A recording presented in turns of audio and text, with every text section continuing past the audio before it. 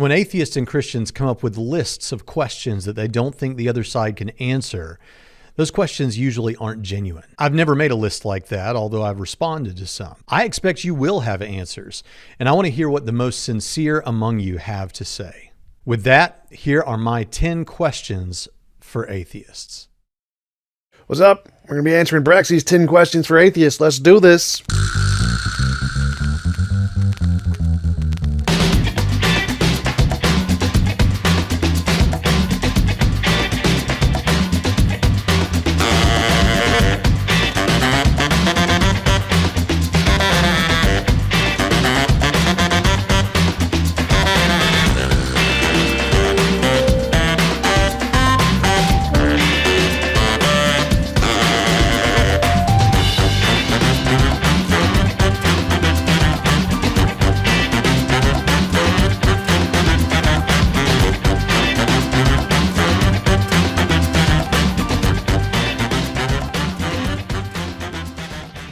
What facts about reality that you and I agree are real facts about the way the world is, does your worldview account for, but my Christianity doesn't account for?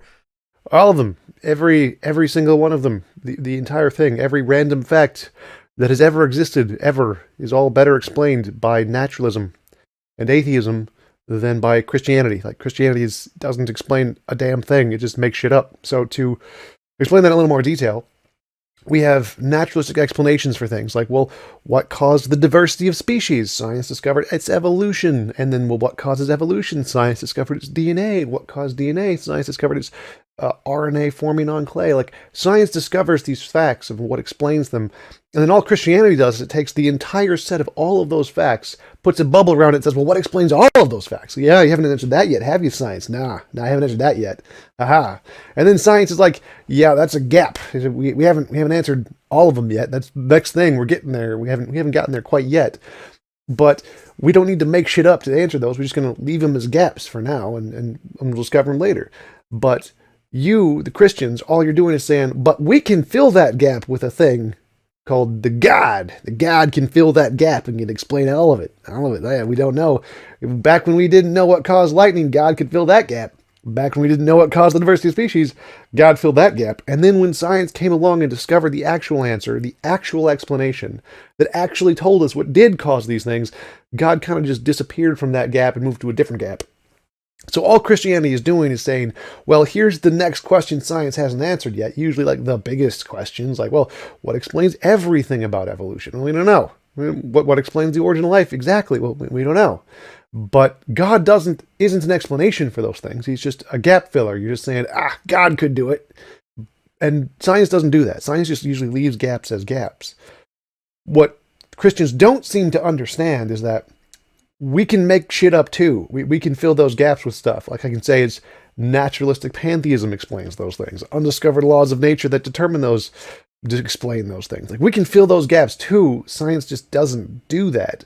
And the reason it doesn't do that is because of evidence. Like, we need this thing that can differentiate, is our explanation something real in the world, or is it just one of the infinitely many imaginary things we can make up in our head? We need that to actually be justified in our conclusion that what we're saying isn't just made up. And Christianity doesn't provide that. It just makes shit up. And, well, we can do that too. We just don't. We like to leave the gaps as gaps and say we don't know. But all of the facts are better explained by naturalism. If you want to take something we can't explain, like the origin of the universe, and say God did it, it's going to always be better to say, no, it's an unknown natural thing that did it, not a supernatural being. Because natural things have a basis in reality that have been demonstrated to exist. Supernatural beings do not, so it's inductively better to say it's probably an unknown natural thing. Or at least doesn't account for well. And for those of you that would point out atheism isn't a worldview, I'm talking about your worldview that includes atheism. I can't think of any. Really? Like, really? So an explanation isn't just making up a story that can account for the data. That's not what an explanation is. Like, for example, I can say, what caused that cup to fall over? Well, it was magical pixie leprechauns. Like, the fact that it's logically possible that if magic pixie leprechauns existed, they could knock the cup over, isn't an explanation of the cup falling over. What qualifies as an explanation is what actually caused the cup to fall over. We want to be able to differentiate the imaginary explanations, which are not explanations at all, with what actually caused the event to occur. It seems to me that what you're doing is you're taking the fact that you can come up with a hypothesis in your head like magic pixie leprechauns and they could explain the event, and you're counting that as an explanation. That's not what explanations are. In order for something to count as a valid explanation, you need to be able to differentiate, is it a real thing that exists independent of our imagination, or is it just one of the imaginary things? The fact that it just could logically possibly explain how the event happened doesn't make it a valid explanation. You need to be able to differentiate the imagination from reality. And Christianity can't do that. So it doesn't qualify as an explanation of anything any more than magical pixie leprechauns counts as an explanation, because all it's doing is making shit up. You've made up a hypothesis to say, well, if there's this super powerful being, he could have done X. But that's not an explanation. To be an explanation, you need evidence to show that that explanation corresponds to reality and isn't just imaginary. Christianity accounts for evil. How does it do that? What? Was it the thing where there was the magical rib woman who was tempted by the talking snake to eat from the magical tree? Is that how it does it? Or is it the Isaiah 45:7 in the KJV, which says, I form the light and create the darkness. I make peace and create evil. I, the Lord, do all things. Is that the one? Or is it the one where there's this God's nature and anything that deviates from this God's nature is by definition evil? Is it one of those three? Because none of those are explanations. Those are stories. You don't have an explanation, you have a story. In order for it to count as an explanation, you need some independent way to show that your story conforms to reality and isn't just imaginary, and you don't have that as far as I'm aware. So you don't have an explanation of evil in Christianity. What you have is a story. Stories aren't evidence. To be fair, evil, and more specifically objective morality, is an unsolved problem in the field of philosophy and ethics. No one has an explanation yet. It's unsolved. We all have stories. There's lots of different stories for what causes objective morality, but there isn't an explanation yet. And theism does not provide an explanation. It provides a story just like all the others, but one major difference is it's a really bad one. The consensus in philosophy is that morality is real. There is an objective morality, but they pretty much wholesale reject the Christian hypothesis of what causes it. It's not even a contender. It's a small minority, like 15% or less of people think that the Christian hypothesis of moral realism is true.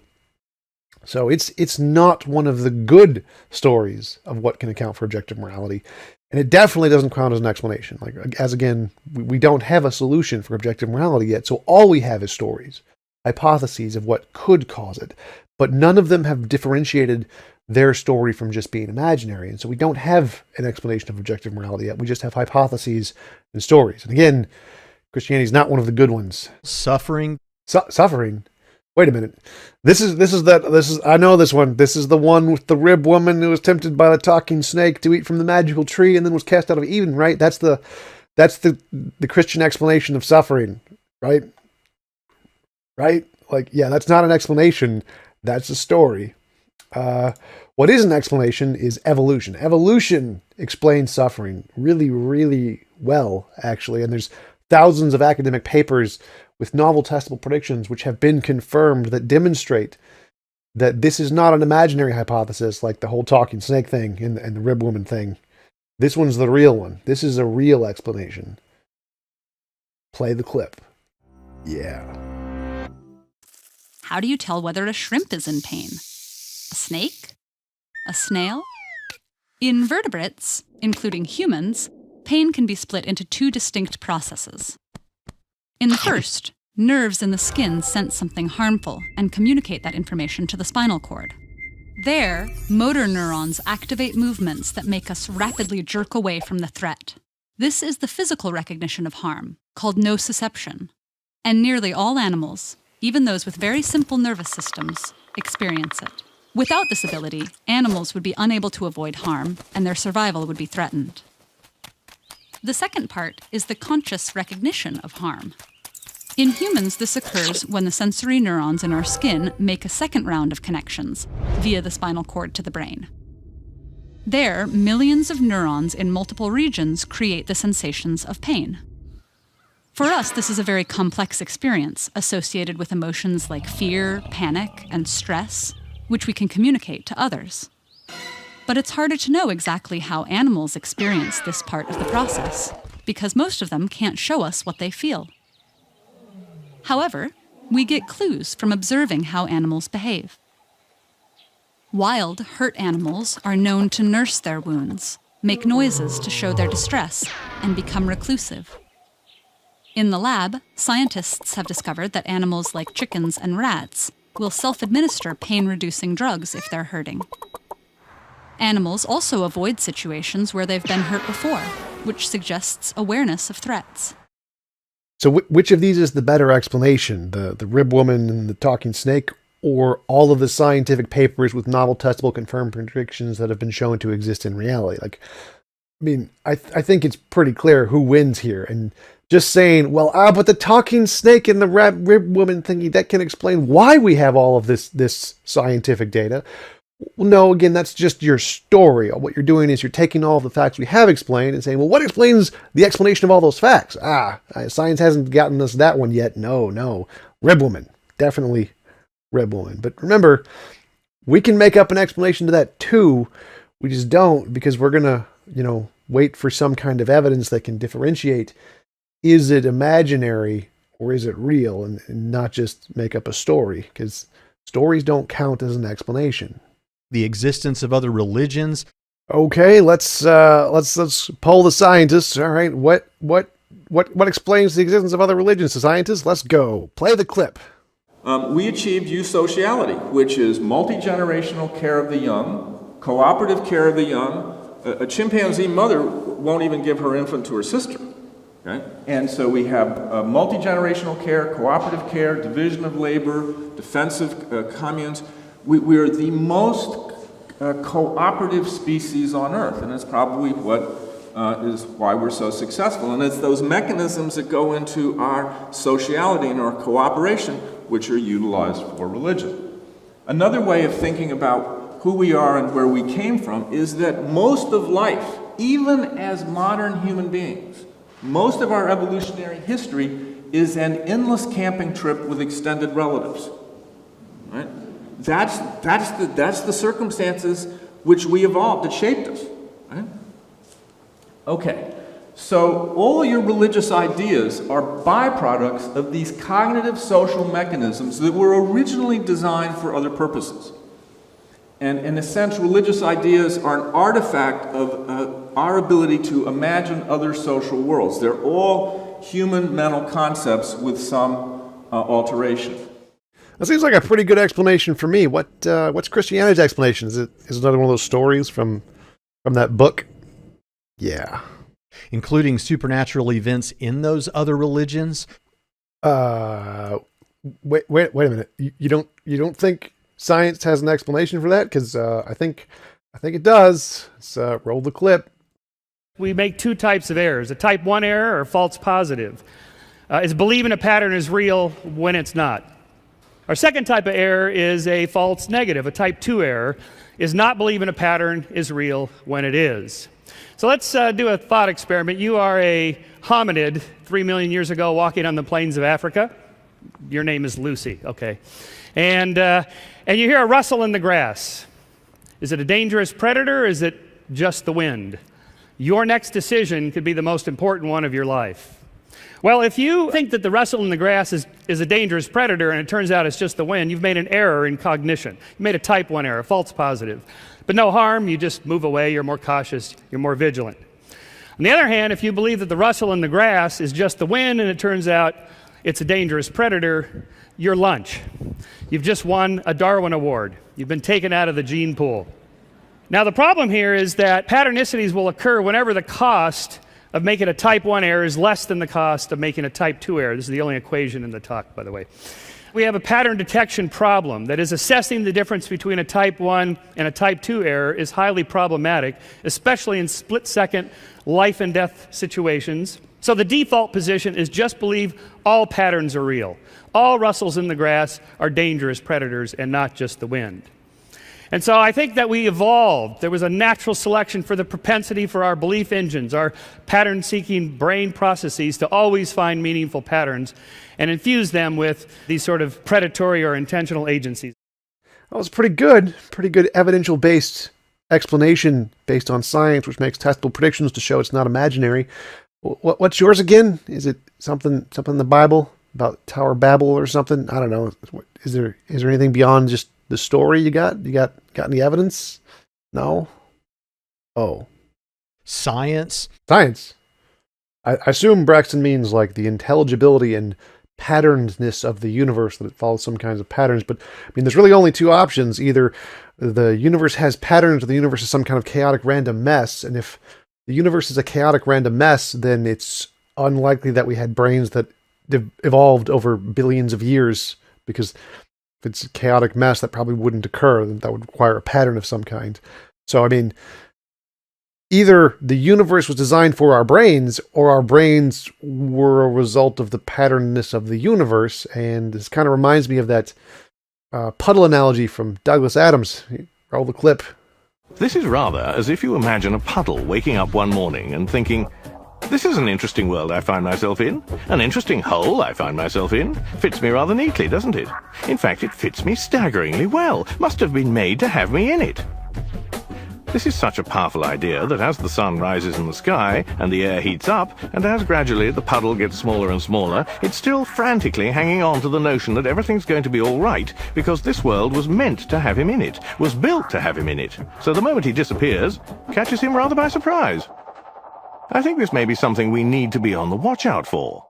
The universe was not created orderly for our brains. Our brains were created by the orderliness of the universe. And differences among different denominations of Christianity.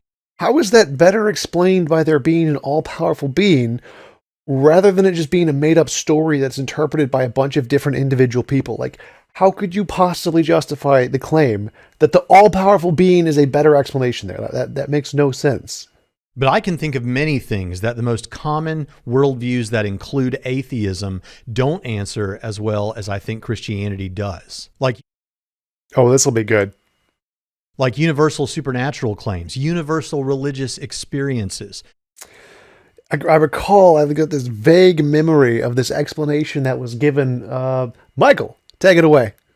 And so I think that we evolved. There was a natural selection for the propensity for our belief engines, our pattern-seeking brain processes to always find meaningful patterns and infuse them with these sort of predatory or intentional agencies. Free will. Free will? No, we haven't. We've never natural. There's no natural explanation there. No, don't play the clip. Don't do it. If by free will you or anybody means the sort of traditional notion that sometimes that's called libertarian free will or contra-causal free will, what this means essentially is that we are uncaused causes, right? So if you ask someone who believes in contra-causal free will or libertarian free will, well, what causes your thoughts or actions? They will tell you, my will does. And then you say, what causes your will? And they would answer, nothing. It's uncaused. It's free. And that also goes along with a narrative that you hear in many religions of, well, God gave us free will. And so, well, that kind of free will is dead scientifically. Virtually nobody in the sciences believes in that because it's falsified by so many empirical lines of work. It's makes no sense theoretically. So in that sense, we don't have free will. Morality. What about genes that give rise to a discriminate altruist? A discriminate altruist is somebody who acts in a way to help others and takes a cost to help others, but is discriminating, helps some, but not everybody.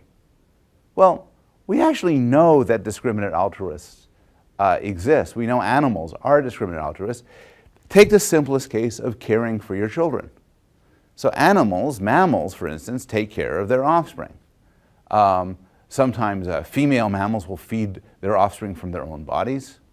Mammals will watch over them, will take care of them, will provide them with food once they're born, before they're born, and so on. And this is, they don't do this to everybody. They do this to their offspring. So, one example is, as everybody uses cute animals, but one example is vampire bats.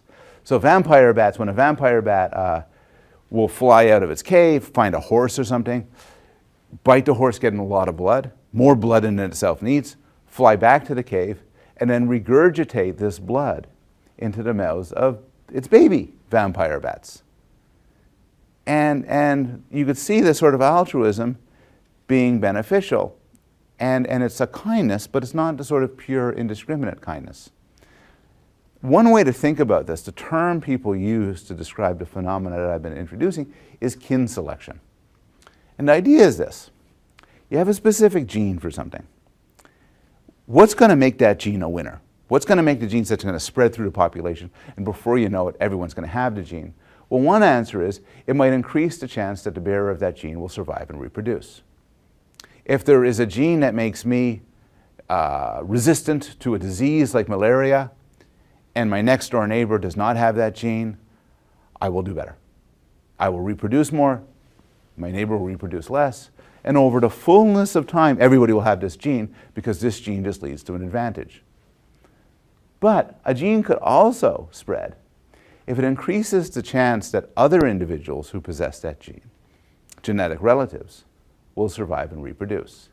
So imagine gene A makes animals care for its siblings, and gene B makes animals care only for itself.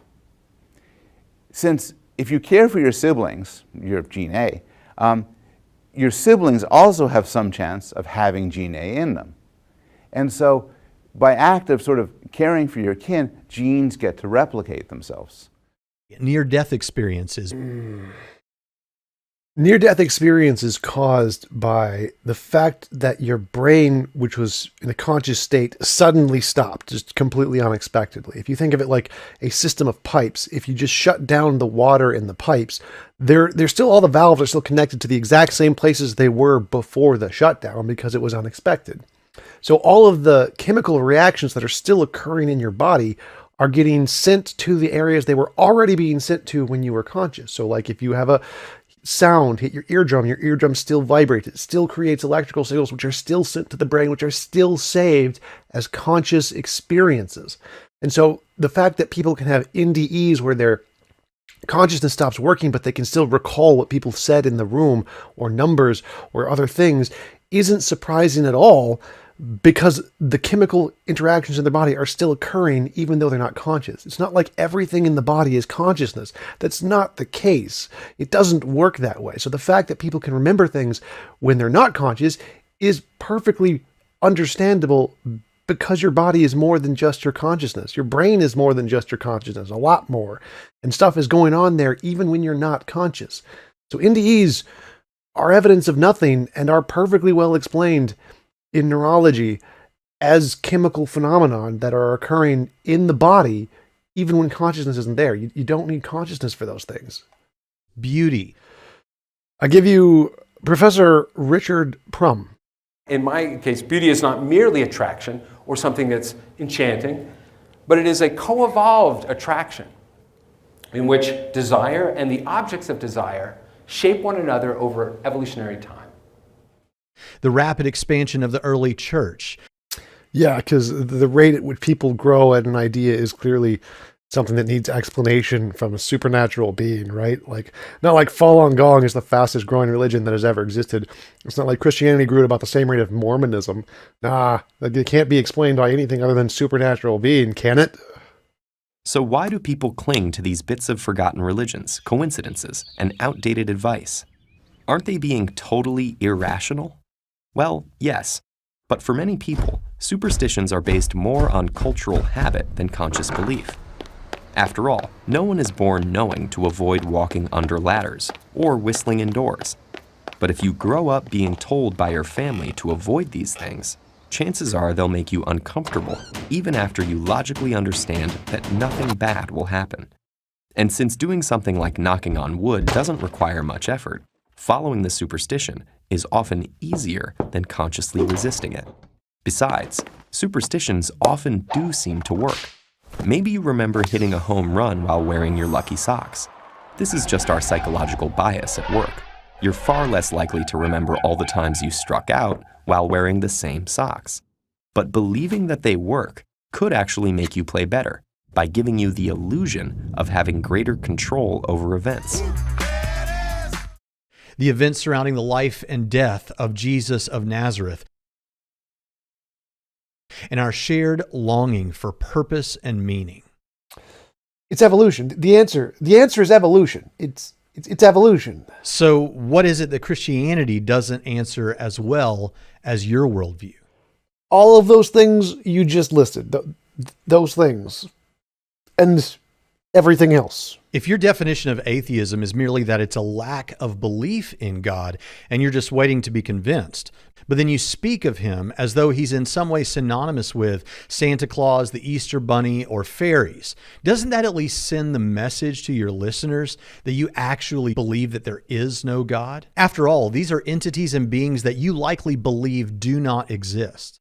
So what you're not understanding here is that lack atheism is an epistemic position, not an ontological position. It's not about whether or not God exists or the likelihood of whether or not God exists. The claim a lack atheist is making is that all of the evidence that theists have is garbage, like or equivalent to evidence that Santa Claus exists. So the evidence for a God existing is equivalent to the evidence of Santa Claus existing. That is the claim the lack atheists are making. When they say they don't have a burden of proof, that's false. The lack atheists do have a burden of proof, but their burden of proof is not to show the likelihood a God does or doesn't exist. That's irrelevant because it's not an ontological position about the existence of the God.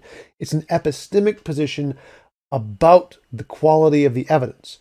Lack atheists are making the argument that all theist arguments are garbage. That is their position. That is the position they have the burden of proof to defend, not whether or not God exists. So the reason they claim they don't have a burden of proof is because theists often try to strawman their position and try to force them to defend the claim that God is unlikely or that God does not exist. But that's not the claim they're making. The claim that the lack atheists are ultimately making is that all theist evidence is garbage. That's the position they're trying to defend, and that's the one they have the burden of proof to defend, not about the existence of a God. So I'm going to jump to Braxton's fourth question because it's essentially the same or relevant to the same lack of belief atheism. So I don't know why I put a third question in between there, but we're just going to jump to the fourth. If it's a lack of belief sort of atheism, what is it? Is it 50-50, 60-40, 75-25? And at what point do you feel disingenuous saying that you merely lack a belief as opposed to leaning towards, I believe that God does not exist? Again, this isn't about the claim about whether or not God exists. Like, obviously, most people who are lack atheists also lean to the position God does not exist to some extent. Like, they're usually heavily, God probably does not exist. But the reason they're using the lack theist label is because the focus of their claim isn't about the existence of the God. It's not the ontological claim, it's the epistemic claim that the theistic arguments are garbage. That's the one they're trying to defend. And so asking them questions about the probability of a God is strawmanning their position, because their position is about the crappiness of the theistic evidence. That's the focus of their position. That's the focal point they are bringing forward. The burden they have to defend is how crappy the theistic evidence is. And so if you want to address a lack theist, you need to present what you think is good evidence for a God so that they can support their burden to show it's not, it's crappy evidence, because that's really the claim that they're making. The focus of a lack atheist is how crappy the theistic evidence is, not about the existence of God. So it's not trying to be disingenuous by not admitting they don't believe in a God. The goal of the lack atheist label is to focus the conversation on what they actually believe, their actual claim, which is how crappy the theistic evidence is, not about how much they don't believe a God exists. It's not about the existence of a God. And so it's strawmanning their position to focus on that topic rather than the one they're actually trying to defend, which is how garbage the theistic evidence is. When atheism becomes a part of someone's worldview, they typically change their positions on other issues like abortion, sexual morality, and a number of other things. I actually have several videos of well-known atheists saying that there's nothing wrong with prostitution. There's nothing wrong with prostitution. That they hope their children don't save themselves until marriage. I hope my children do not save themselves until marriage and have as much consensual sex as possible to enjoy life as much as possible. And that sex workers should be put up on a pedestal no different than the military. Sex work is an occupation and should be treated like any other occupation, just like the military. I didn't use those here because I didn't want to seem combative to individuals, specifically the individuals who made those statements. But even if you didn't become an atheist just so you could sin, and I believe you, do you at least understand why those moves could send that message to people who might say that to you? So the problem here is that the reason Christians think that leaving Christianity is you do it because you only want to sin is because they think they are the moral North Pole, that there's nothing more moral than the Christian God. And so because they don't have an independent standard of morality that they can measure their morality against, they don't have a way to realize that they could actually be wrong about morality and that there could actually be something more moral than them.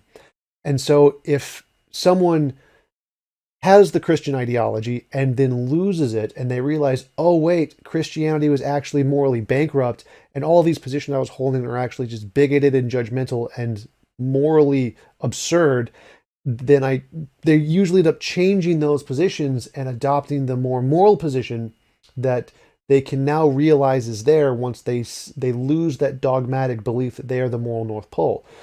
So it's not... I definitely can understand why Christians think that you just want to sin, but the reality is the exact opposite. So it's not that Christians leave the faith because they want to endorse these things. It's the fact that they only don't endorse them because they are still adopting this Iron Age Christian morality that hasn't progressed morally like the rest of society.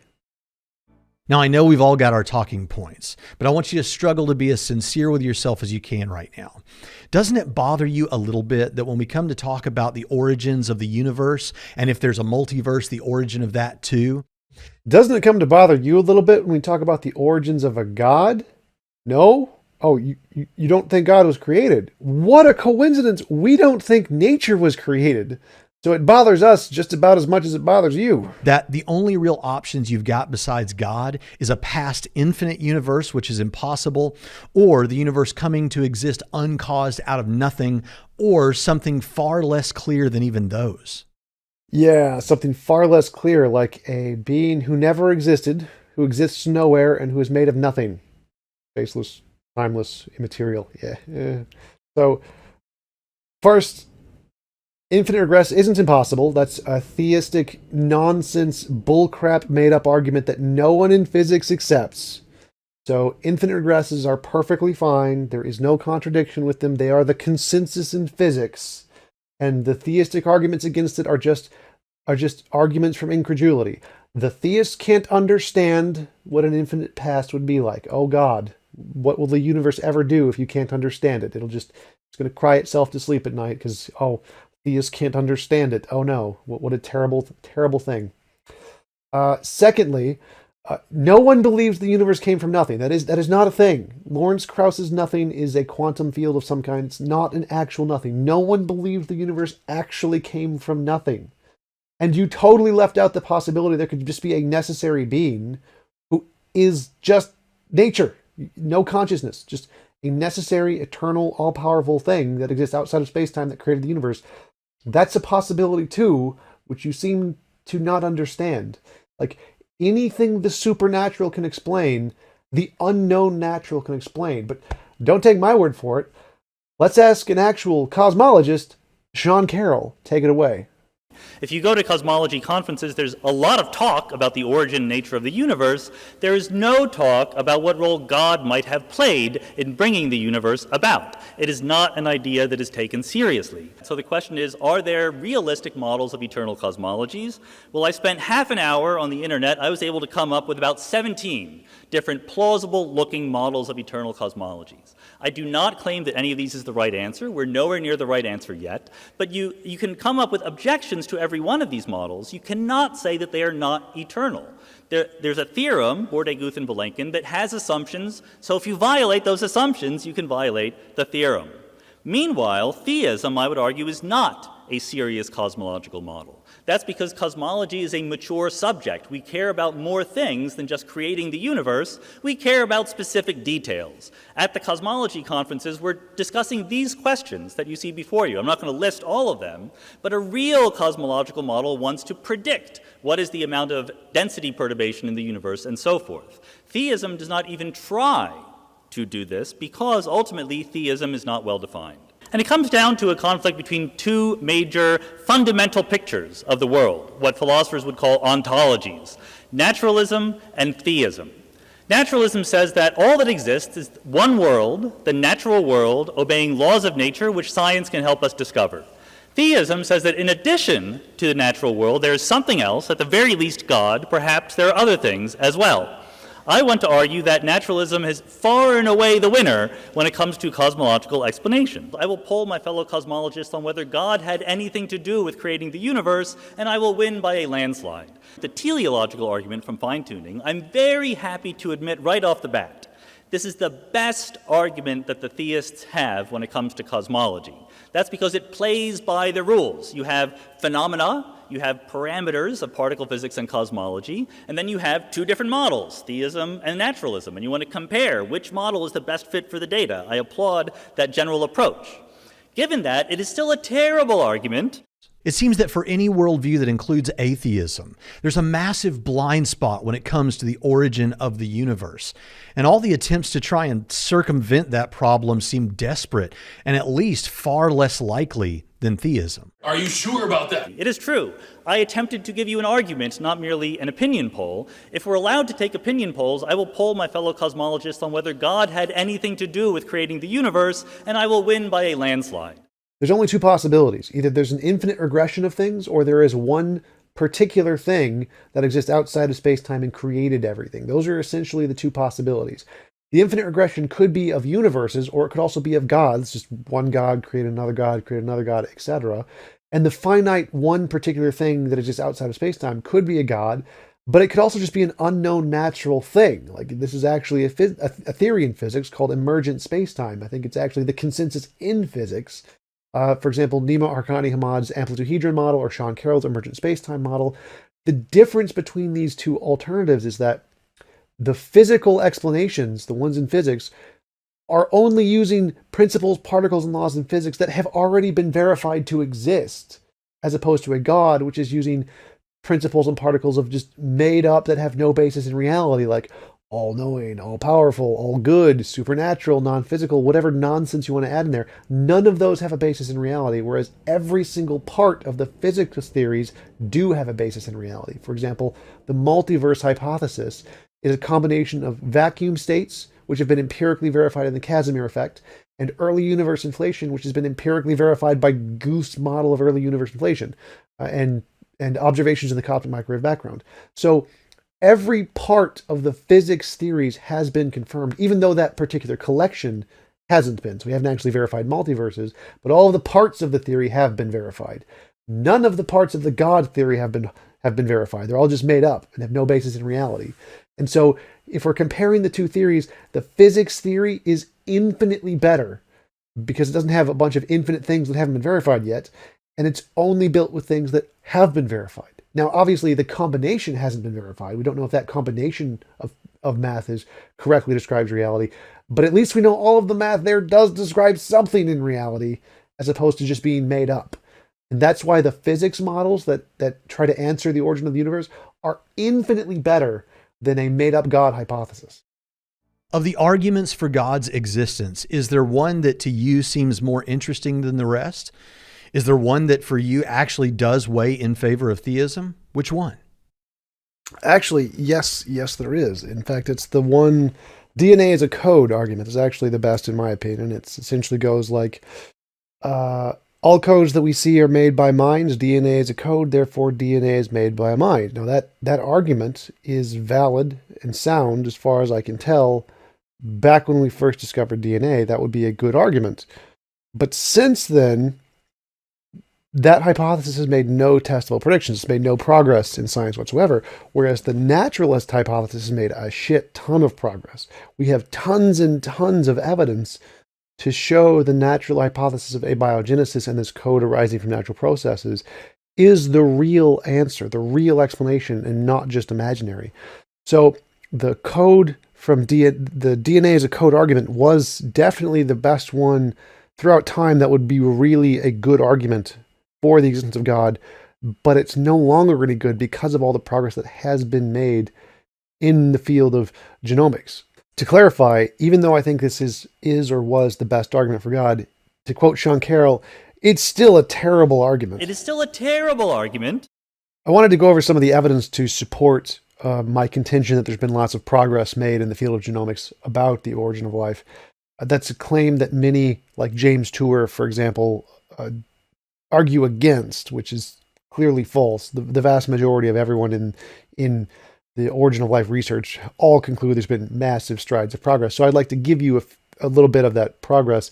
A great example comes from an article from New Scientist, The First Life, the search for the first replicator. And so I'm going to show you a bit of that article so that you can know a bit of the evidence behind why the naturalist hypothesis is just significantly better than the design hypothesis.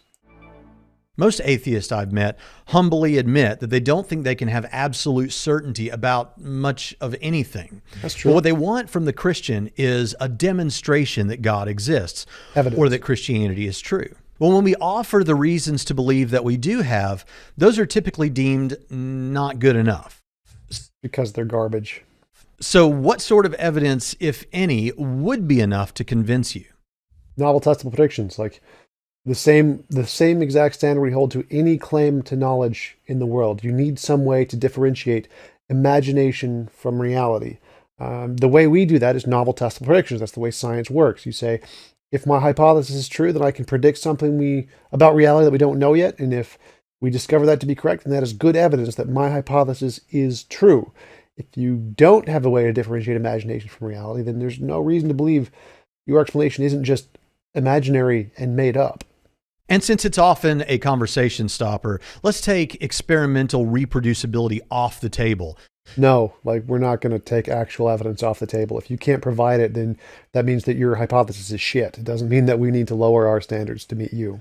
Since that's not even always necessary for science. It's pretty much always necessary for science. The standard right now is testable predictions. It didn't always used to be that case. In the past, many people use different kinds of metrics to assess the credibility of certain hypotheses. But as time goes forward, we have more and more prioritized testable predictions. Like right now, it is the standard. It is the criteria required for everything. In quantum mechanics, every interpretation can all explain the data, but no one cares. None of them are accepted as being right because they haven't made testable predictions. It's actually one of the things Sean Carroll argues against, which I don't agree with him on. But in quantum mechanics, the reason none of the hypotheses are accepted is because none have made confirmed testable predictions. It is now, today, in modern science, a requirement that you make testable predictions to verify any theory. The past, back in the 1800s and before we really rigorously tested our models, it wasn't, but it is now. So using those past examples doesn't really help you. I'm going to discuss how we would look for a new law. In general, we look for a new law by the following process. First, we guess it. Then we well, don't laugh, that's really true. Then we compute the consequences of the guess to see if this is right, if this law that we guessed is right, we see what it would imply, and then we compare those computation results to nature, or we say compare to experiment or experience. Compare it directly with observation to see if it works. If it disagrees with experiment, It's wrong. In that simple statement is the key to science. It doesn't make a difference how beautiful your guess is. It doesn't make a difference how smart you are who made the guess or what his name is. If it disagrees with experiment, it's wrong. That's all there is to it. The whole video there of the clip from Richard Feynman is from his entire series on the scientific method, which is a great series. You should totally watch it. Another one that specifically addresses the scientific method, I'll leave a link to also. I'll give you a small little clip, but it goes into more depth about the value of novel testable prediction, and it also addresses the specific comments that Braxton makes earlier, referring to how some theories don't require testable predictions, which was the case in certain things in the past, but again, it is not the consensus for today. When a theory makes a claim about some piece of data that has not yet been observed, this is known as a novel prediction. When a theory is explicitly designed to explain a set of data that is already known, this is known as an accommodation of the data. And there is a common attitude in philosophy of science that greater confirmation is provided when a theory predicts a new, surprising phenomenon, when it makes a novel prediction, than when it merely accommodates or explains the phenomena that we are already aware of. To what extent did social and moral issues start you down the path toward your atheism?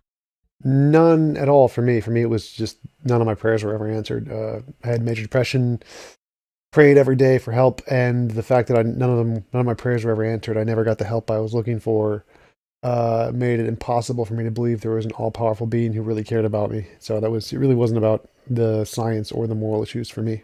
That is to say, the typical Christian or religious views on sexuality, gender, rights, and acts and commands of God in the Old Testament. It seems that many deconversion stories online begin with, or at least include, LGBT issues, purity culture, or hell as instrumental in the deconversion process. Yeah, that makes perfect sense, because once you realize that the Christian doctrines are all immoral and they're morally inferior to the modern culture we have today, which has progressed morally since those Iron Age and Bronze Age systems, you start to realize that, oh, these are actually wrong, that they aren't the objective morality. And so even they claim to be this moral North Pole, like I mentioned earlier, and once you realize, oh, there's actually a more moral thing there that we didn't realize before, you start to realize that, oh, wait, it's not actually the moral North Pole, it's just a Bronze Age dogma. It strikes me that what should matter most is the truth and not what we might prefer that the truth were. Oh, I totally agree. The truth is exactly what matters. But moral claims are also truth claims. Like, it is true that Christianity is immoral. It is a morally bankrupt doctrine from a Bronze Age, Iron Age dogma that just does not correspond to reality. It is untrue. And so the truth of the moral claims that there are better moral systems is also a truth claim, which shows Christianity to be false. This is not a preference claim. This is a truth claim. I honestly wonder how much those issues and ones like them motivate the deconversion rather than all this talk about evidence. I think it's about 50-50. I think I've seen that on several polls that like 40-something% say the reason they've deconverted is for factual errors in the Bible, and 40-something% say it's for moral reasons of LGBTQ and other things that the Bible gets wrong. I think so. I don't remember exactly where those polls are. I'd have to find them, but I'm pretty sure it's about 50-50 for the most part. Can you name the last 3 academic books you read by theists on the subject? How long ago did you read them? Or is most of your understanding of apologetics and atheism from non-scholarly internet sources, pop-level books, and, let's face it, YouTube videos? And be honest with yourself about this. Anyone can Google up a list of books and paste them in the comments section. But I want to know, are you getting the best from the other side?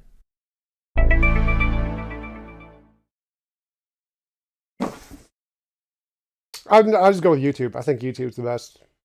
YouTube. Let's finish with a pretty common one. If you found out today, to your satisfaction, that Christianity were true, would you accept God's authority, repent of your sins, and trust Jesus as your king? Nope.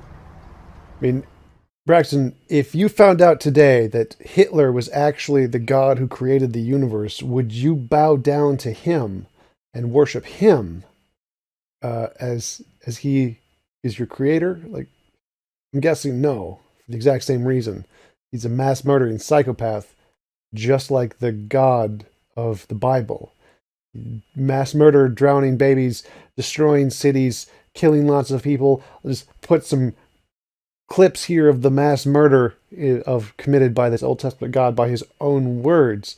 Love that long-winded quote from Richard Dawkins. The God of the Old Testament is arguably the most unpleasant character in all fiction.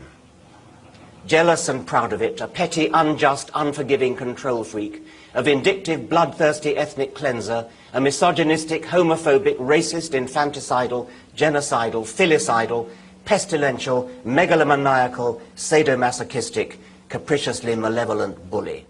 The Christian God is an evil moral monster. Like, if I knew it was true, it would be our job to usurp that son of a bitch. He's not someone deserving of worship. He's deserving of being beheaded.